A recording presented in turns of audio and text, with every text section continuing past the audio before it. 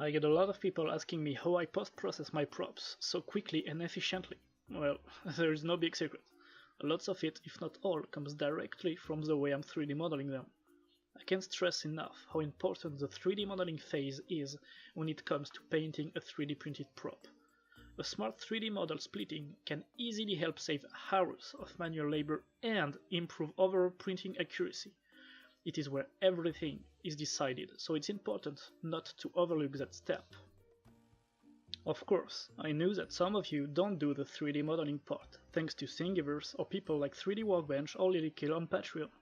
But when talking about optimizing post-processing, a good 3D file is, in my opinion, a must-have. So, what do I do in the 3D modeling phase to optimize post-processing? I identified 3 key points.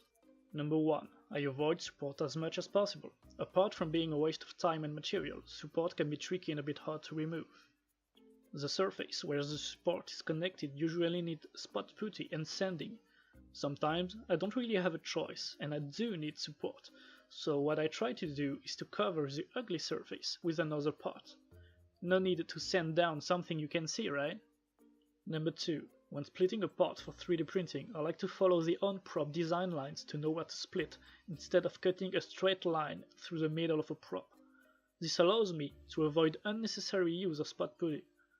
Of course, some part may still be too big for my printer. When I have to split a very large part, I always split it in a flat area free of detail so that it's easy to put spot putty and quite easy to sand down. One of the benefits of this technique is that everything can be printed in the best orientation possible for maximum printing quality and detail accuracy. The main con is that one prop might be divided into more than 40 different parts because of all the small details, but I find it a lot easier that way, especially when the details are in a different color than the rest of the prop. That way I can paint them separately and avoid having to use masking tape, which I find quite tedious and way more annoying than sanding, to be honest. Last point, number 3. I'm a big fan of 3D printed pegs, small rods of aluminum or PVC tubing to join parts together for easier assembly. That way I know that everything is perfectly aligned. I also really like to use interlocking parts as much as possible, as it fills any possible see-through gaps created by simple cuts, and also because in most cases it makes the props way sturdier. Small foolproof pegs also helps not getting mixed up by all the different parts.